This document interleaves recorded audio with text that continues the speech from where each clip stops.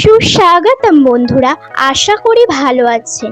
উন্মেষ ইউটিউব চ্যানেলের পক্ষ থেকে আপনাদের শুভেচ্ছা ও জানাই স্বল্প সময়ের সত্যি পরিষদের আমাদের আজকের নিবেদন।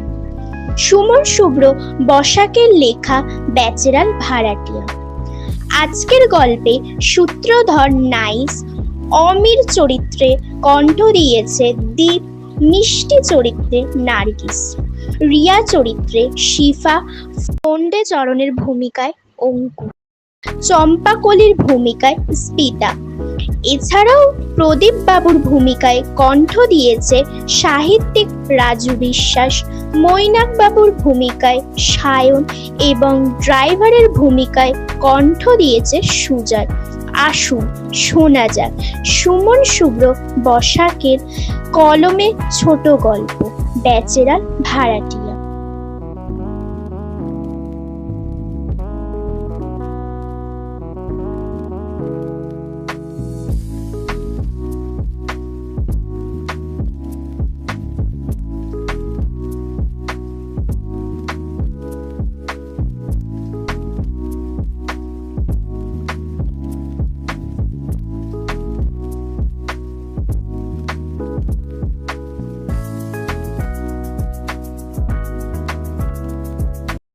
নতুন বাসার উদ্দেশ্যে অমিয় রওনা হয়েছে। গত মাসে নতুন ভাড়াটিয়া হিসেবে তার এই বাসায় ওঠার কথা ছিল, কিন্তু বাইক থেকে পড়ে গিয়ে আঘাত পাওয়ার জন্য সে আসতে পারেনি। ড্রাইভার, গাড়ি থামাও, মনে হয় আমি ঠিক জায়গায় চলে এসেছি। আচ্ছা স্যার, আমি গাড়ি সাইডে দাঁড় করাচ্ছি। গাড়ি বসিরহাট রবীন্দ্র ভবনের পাশের রাস্তা SN মজুমদার রোডে দাঁড়ালো। অমিয় সহকারী দুইজনকে ইশারা করে তার সাথে আসবাবপত্রগুলো নিয়ে এগোতে বলল। সহকারী ছেলে দুটি অমিয়কে অনুসরণ করল। ধীরে ধীরে অমিয় তার ভাড়া নেওয়া নির্দিষ্ট বাসার গেট খুলে প্রবেশ করল। সহকারীরা তাকে অনুসরণ করল। অমিয় তার ভাড়া নেওয়া ঘরের ভিতর ঢুকে দেখে একটি মেয়ে ঘরটি ঝাড়ু দিচ্ছে। সে মেয়েটিকে বাড়ির কাজের মেয়ে মনে করল। মেয়েটিকে অমিয় বলল, দিদি, ঘর পরিষ্কার রাখা একটু বন্ধ রাখুন। আমার সহকারী ছেলেরা আগে আমার ফার্নিচারগুলো ঘরের মধ্যে রেখে দিই। ওয়ারি, কি বলছেন আপনি? আমাকে কাজের লোক? সরি, ভীষণ মিস্টেক হয়ে গেল। সরি। বাই দ্য ওয়ে, আপনারা এখনও ঘর ছেড়ে যাননি? মানেটা কি? আমি ঘর ছেড়ে যাব কেন? আমি এই ঘরটি ভাড়া নিয়েছি। বললেই হলো, গত মাসে আমি এই বাড়িতে এসে 20,000 টাকা অ্যাডভান্স করে দিয়ে গেছি, আর তার সঙ্গে 3 মাসের ভাড়া দিয়ে গেছি। আপনি দেখছি দিনকে রাত বানাতে পারেন। আমি আজ 1 সপ্তাহ হয়েছে এসেছি। এই বাড়িতে অ্যাডভান্স করে পাস করছি। ফোনটা দা। বাড়ির কেয়ারটেকার ফন্টে চরণের প্রবেশ। সে মেয়েটির দিকে তাকালো। এই লোকটি কে? সে আমার ঘরের মধ্যে চলে এসেছে এবং তার ফার্নিচার বেডরুমে রেখেছে। কে আপনি? এখানে কি চান? কি চাই? আমাকে চিনতে পারছো না? আমি অমিয় মল্লিক। গত মাসে এসে বাড়ি ভাড়ার অ্যাডভান্স। এতদিন পরে আপনি কোথা থেকে উদয় হলেন? আপনার তো গত মাসে আসার কথা ছিল। আমার অ্যাক্সিডেন্ট হয়েছিল, তাই আমি আসতে পারিনি। মোবাইল করেননি তো? আমিও মোবাইল করেছি, কিন্তু সুইচ অফ দেখাচ্ছিল। বাইক থেকে পড়ে গিয়ে আঘাত পেয়েছিলাম, আর সেই দুর্ঘটনায় আমার মোবাইল নষ্ট হয়ে যায়, তাই কল করতে পারিনি। কারণ তোমাদের মোবাইল নাম্বার তো আমার মোবাইলে সেভ করা ছিল। আমি কি করি বলো? আমি সবে বুঝতে পেরেছি, কিন্তু কিছু করার নেই। আমি যেহেতু আগে এসেছি, সুতরাং আমি এই ঘরে অধিকার অর্জন করেছি। আমি তো আপনার আগেই এই ঘর বুক করে গিয়েছি। অত শত বুঝি না। আমি আগে এসেছি, অর্থাৎ আমিই থাকবো। আপনি আমার ঘর থেকে বেরিয়ে যান। আপনার সাহস তো আমাকে অবাক করে দিচ্ছে। ফোনটা দা, কি হচ্ছে এইসব? ম্যাডাম, স্যার, আপনারা চিৎকার করবেন না প্লিজ। কি? আমি চিৎকার করছি? হ্যাঁ, আপনিই চিৎকার করছেন। ফোনটা দা, এই বেয়াদব ছেলেটি কি বলছে? মেয়েটির বোন এবং ফন্টেচরণের স্ত্রী চম্পাকলি এমন সময় প্রবেশ করল। তারা দুইজনে বিষয়টি সামাল দেওয়ার চেষ্টা করতে লাগলো। আজ রাতটা আপনারা থাকুন, আমরা কাল একটা ব্যবস্থা করব। অসম্ভব, অচেনা কোনো পুরুষের সাথে আমি এক রুমে থাকতে পারবো না। এ তো খারাপ লোকও হতে পারে। কি? আমি খারাপ লোক? হ্যাঁ, খারাপ লোক। তা না হলে দুটি যুবতী কোনো মেয়ের ঘরের মধ্যে এসে আপনি ঝগড়া করতেন না। দেখো মিষ্টি দিদি, আজ রাতে উনি বাইরের ড্রয়িং রুমে থাকুক, আর আমরা তো ভিতরের ঘরে থাকবো। রিয়া দিদিমণি ঠিকই বলেছেন, আমরা কাল একটা ব্যবস্থা ঠিকই করবই। আপনারা প্লিজ আজ রাতটা মানিয়ে নিন। ঠিক আছে তো বলবেনই, দুটি যুবতী মেয়ের পাশাপাশি থাকতে পারছেন যে? কি অসভ্য ছেলে আপনি! বাজে কথা বলবেন না। দেখো মিষ্টি দিদি, একটা রাতের তো ব্যাপার, কাল তো সব ঠিক হয়ে যাবে। যাই হোক, অনেক ঝগড়া কথা কাটাকাটির পরে তারা ঘুমোতে চলে গেল। এদিকে সকাল হয়ে গেল। অমিয় বাথরুমে যাবে বলে সবেমাত্র প্রস্তুত হচ্ছে। ঠিক তখনই মিষ্টি এসে বাথরুমে ঢুকে গেল। অমিয় অনেকক্ষণ অপেক্ষা করলো, কিন্তু মিষ্টি আর দরজা খুলছে না। অমিয় না পেরে দরজাতে ধাক্কা দিতে লাগলো। এইবার মিষ্টি দরজা খুলে দিল।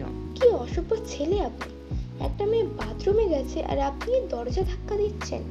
দেখুন, আমি বাথরুমে যাব বলে দরজা ধাক্কা দিয়েছি, আমার ভীষণ অসুবিধা হচ্ছে।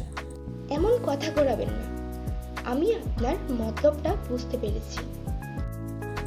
আমি সত্যি কথা বলছি, আমার ভীষণ চাপ পেয়েছে। মিথ্যা কথা বলছেন। এরই মধ্যে রিয়াও ঘুম থেকে উঠে এসেছে। সে এক প্রকার জোর করে তার মিষ্টি দিদিকে বাথরুমের দরজার সামনে থেকে টেনে নিয়ে গেল। অমিয় এক দৌড়ে বাথরুমে ঢুকে দরজা লক করে দিল। ঘণ্টাখানেক পরে রিয়া, অমিয়, মিষ্টি, ফন্টেচরণ ও তার স্ত্রী এক জায়গায় বসে আবার আলোচনা শুরু করলো, কিন্তু তারা কোনো সিদ্ধান্তে আসতে পারল না। এমন সময় পাশের বাড়ির মৈনাকবাবু ফন্টেচরণকে ডাক দিল। কি হয়েছে বাবু? আর ব্যাচেলার পার্টি ভাড়া দিয়েছো? কেন এমন বলছেন? তাহলে এত ঝগড়া কথা কাটাকাটি শুনছি কেন? আপনার কি কোনো কাজ নেই? তুমি কিন্তু আমায় অপমান করছো। আমার বাড়ি, আমি যাকে খুশি ভাড়া দেব, তাতে আপনার কি? তোমার বাড়ি নয়, এটা হলো প্রদীপ বাবুর বাড়ি। আচ্ছা, উনি বিদেশ থেকে বাড়ি আসুক, তখন দেখবো। মৈনাকবাবুকে পাঠিয়ে দিয়ে ফন্টেচরণ যখন ঘরে এলো, ঠিক তখনই রিয়ার মোবাইল বেজে উঠল। হ্যালো মা, কি হয়েছে? আচ্ছা, আমি আজই রওনা হচ্ছি। ঠিক আছে, চিন্তা করো না, বাই। রিয়া বাড়িতে চলে গেল, কারণ তার একটা ভাইটাল কাজ পড়ে গিয়েছে। তাই মা তাকে বাড়ি চলে যেতে বলেছেন। সেদিনের আলোচনা ইনকমপ্লিট থেকে শেষ হলো। মিষ্টি এবং অমিয় নিরাশভাবে যে যার কাজে চলে গেল। পরের দিন সকালবেলা বাড়ির প্রধান গেটের কাছে একটা গাড়ির হর্ন শোনা গেল। ফন্টেচরণ তড়িঘড়ি গেট খুলে দিল। গাড়ির মধ্যে তাকিয়ে সে প্রায় অজ্ঞান হয়ে যায়। এমন অবস্থায় নিজেকে সামলানো তাই হয়ে যায় তার। কি হে ফন্টেচরণ, শরীর খারাপ নাকি তোমার? কাঁপছো কেন তুমি?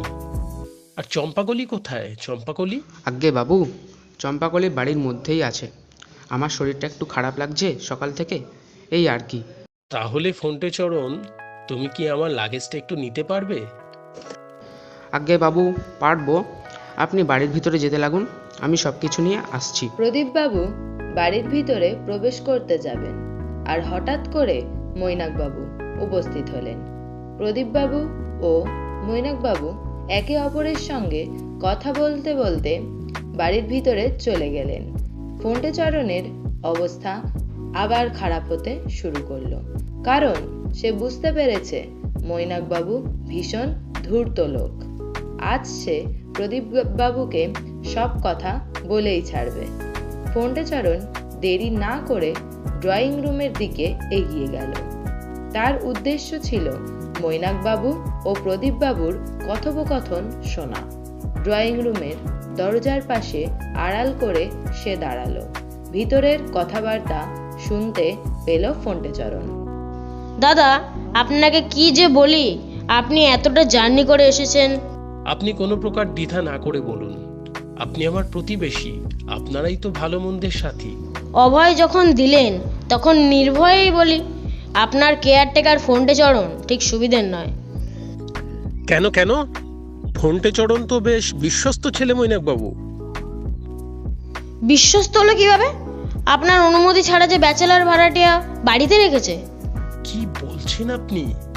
আপনি তো এবার বাড়িতে এসেছেন, তাহলে ধীরে সুস্থে নিজের চোখ কান খোলা রেখেই চলুন। দেখবেন সব আপনার চোখের সামনে জলের মতো পরিষ্কার হয়ে যাবে। ঠিক আছে, আপনার কথা মতো আমি চোখ কান খোলা রেখে চলছি। পার্টি ভাড়া দিয়েছে, তাহলে তাহলে ওর চাকরি নট করে দেব। আমি তাহলে চলি এখন। ঠিক আছে, আপনি আসুন। মৈনাকবাবু রওনা হলে ফন্টেচরণ দরজা থেকে সরে গিয়ে লুকিয়ে পড়ল। একটু পরে চম্পাকলিকে নিয়ে সে অমিয় এবং মিষ্টির ঘরের দিকে গেল। তারা আবার গোলটেবিল বৈঠকে যোগ দিল। স্যার, ম্যাডাম, আপনাদের হাতেই আমাদের ভবিষ্যৎ। কি বলছো তুমি ফোনটা? ও ঠিক কথা বলেছেন ম্যাডাম। বাড়ির মালিক আজ সকালে বিদেশ থেকে ফিরে আসছে। এটা তো ভালো খবর। পাশের বাড়ি মৈনাকবাবু বলে দিয়েছেন যে আমরা ব্যাচেলার পার্টি ভাড়া দিয়েছি। বাড়ির মালিক বারণ করেছে যে কোনো প্রকার ব্যাচেলার ভাড়া দেওয়া যাবে না। তাতে কি হয়েছে? সব জেনে শুনে তোমরা তাহলে আমাদের ভাড়া দিয়েছো কেন? তাই আমাদের দিয়ে ব্যবসা শুরু করলেন? ইম্পসিবল, আমি পারবো না। আমাদের চাকরি চলে যাবে। আমরা গরিব মানুষ, আমাদের রক্ষা করুন। দেখুন মিষ্টি, আপনার যদি অমত না থাকে তবে আমি অভিনয় করতে পারি আপনার হাজবেন্ড হিসেবে। দেখতেই পারছি আপনি তো আনন্দে গদগদ হয়ে গেছেন। চিৎকার করো না, তোমাদের চাকরি যাবে না। ফন্টেচরণ অমিয় এবং মিষ্টিকে বলেছিল যে প্রতিদিন সকাল 7টার সময় প্রদীপবাবু ছাদে উঠে ব্যায়াম করেন। সে সময় যদি তারা দুজনে প্রদীপবাবুর একবার বিশ্বাস অর্জন করতে পারে তাহলেই সব ঠিক হয়ে যাবে। ফোনটের কথা অনুযায়ী অমিয় ও মিষ্টি সকাল 7টায় 10 মিনিট আগে ছাদে বসে পড়ল এবং একে অপরের হাত ধরে একটু ঘনিষ্ঠভাবে। তাদের দেখলে মনে হবে আ নিউ রোমান্টিক কাপল। প্রদীপবাবু ছাদে উঠে দেখলেন দুজন যুবক যুবতী হাতে হাত রেখে একে অপরের দিকে চেয়ে হাসছে। প্রদীপবাবু একটু কাশি দিয়ে তাদের দৃষ্টি আকর্ষণ করলেন। ওরাও তাকে দেখে উঠে দাঁড়ালো। গুড মর্নিং, আমি প্রদীপ দত্ত, এই বাড়ির মালিক। বিদেশে থাকি। আপনারা? আমি অমিয় মল্লিক, উনি আমার স্ত্রী। ওনার নাম মিষ্টি বসু। হাজবেন্ড আমিও মল্লিক, তার স্ত্রী মিষ্টি বসু? ঠিক বুঝলাম না। বিয়ের আগে থেকে টাইটেল বসু। নতুন বিয়ে হয়েছে তো তাই। তাই তো ভাবি, হাজবেন্ড ওয়াইফ টাইটেল আলাদা তো। আপনার বাড়ি কোথায়? বাদুরিয়া। হাসনাবাদ। মানে দুজনের বাড়ি দুই জায়গায়? বাদুরিয়াতে আমার বাপের বাড়ি। হাসনাবাদ আমার বাপের বাড়ি। আপনারা বেশ। তা কি করেন? কলেজে পড়ি। আপনি তো আমিও বাবুর ওয়াইফ। কলেজে পড়তো। আচ্ছা আচ্ছা, কেন রোমান্টিক একজনের কথা অন্যজন বলে দিচ্ছে? জানেন, আমিও আমার ওয়াইফের সঙ্গে এইরকম করতাম। আচ্ছা বেশ, চলো নিচে যাই, কিছু কাজ পড়ে আছে। হ্যাঁ চলো যাই, আমরা আসি তাহলে। ঠিক আছে, যান। ওরা দুজনে হাত ধরে নিচে নেমে গেল। কি রোম্যান্টিক জুটি, দুজনের কি ভালোবাসা। 2 দিন কেটে গেল। মৈনাকবাবু এর মধ্যে এসেছিল, কিন্তু প্রদীপবাবু তাকে পাত্তাও দেয়নি। কিন্তু বিপত্তিও একটা ঘটল। গেট খুলে যখন রিয়া প্রবেশ করলো, তখন তার সামনে হঠাৎ প্রদীপবাবু পড়ল। হু আর ইউ? আমি এই বাড়িতে ভাড়া থাকি, নিচের তলায় আমার দিদির সাথে। কিন্তু নিচের তলায় যে হাজবেন্ড ওয়াইফ হিসেবে দুটো ছেলে মেয়ে থাকে। আঙ্কেল, আমি আমার দিদির সাথে থাকি।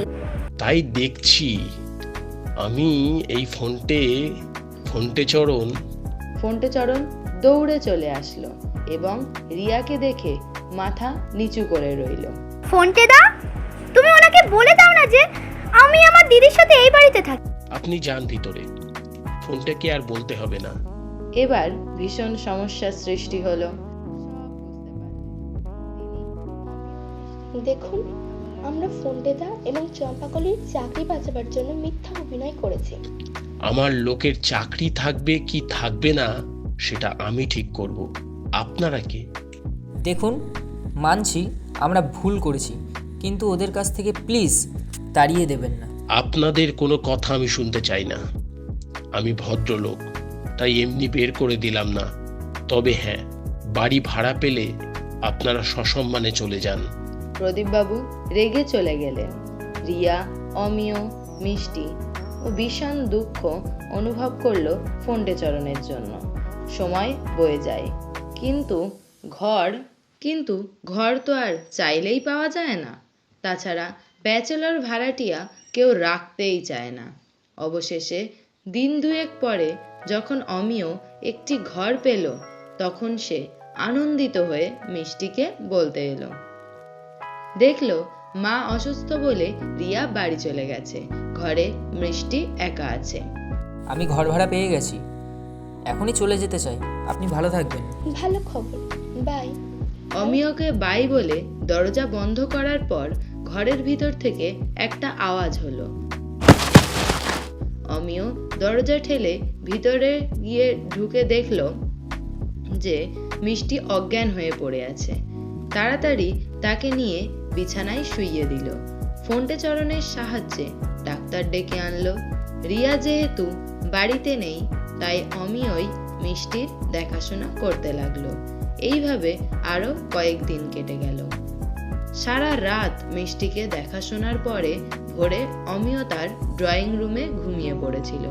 মিষ্টিকে 2 মগ কফি এনে অমিয়কে ডাকলো। এই যে শুনছেন অমিয় বাবু, কি ব্যাপার, আপনি? আপনার জন্য কফি নিয়ে এলাম, নিন ধরুন, ঠান্ডা হয়ে যাবে। অসাধারণ, খুব ভালো কফি করেন আপনি। বিরিয়ানি আর চিকেন কষাও ভালো করতে পারি। তাহলে তো চেখে দেখতেই হয়। বলছিলাম, এই শার্টটা কি একবারই নেবেন? মানে? একা কিছুই বোঝে না। সব না বুঝলেও কিছু তো বুঝতে পারি। তাহলে আপনিই তো বলতে পারেন, কি পারেন না? আমার ভীষণ ভয় করে যে। আপনি না পুরুষ মানুষ? পুরুষ মানুষ বলেই তো ভয় করে। পরিচয়ের প্রথম দিন থেকে আমি ভীষণ অপছন্দ করেছি, কিন্তু কি মিষ্টি? তুমি কি কিছুই বুঝতে পারছো না? সময় আমাদের দূরত্ব কমিয়ে দিয়েছে। তোমাকে ঘৃণা করেছি, আর সেই তুমিই আমার অসুস্থতার সময়ে রাত জেগে পরিশ্রম করে আমাকে সুস্থ করে তুললে। আমি অচেতন ছিলাম, কিন্তু আমি তোমার চোখের জল দেখেছি। আমি চুপ করো মিষ্টি, প্লিজ। আমাকে বলতে দাও। আজ তোমার সাথে কথা বলতে পেরে আমি হালকা বোধ করছি। বলো মিষ্টি, আমি আজ তোমার সব কথা শুনতে চাই। তোমার সাথে আমি কত বাজে ব্যবহার করেছি, আর তুমি গডের কাছে প্রার্থনা করেছো, চোখের জল ফেলেছো, যেন আমি তাড়াতাড়ি সুস্থ হয়ে যাই। আমি সারা জীবন তোমার দেখাশোনা করতে চাই মিষ্টি। আমি শুধু তোমারই। অমিয় ও মিষ্টি একে অপরকে কাছে টেনে নিল। তারা দুইজনে নিজেদের এক নতুন ঠিকানায় নিয়ে গেল। এতদিনের কথা কাটাকাটি, বিবাদ, ঝগড়া সব আজ মিলেমিশে একাকার হয়ে গেল। আনন্দে তাদের চোখের জল বাঁধ মানল না। একে অপরকে জানার এক নতুন পথ তাদের খুঁজে দিল। এই নতুন পথের নাম হলো ভালোবাসা।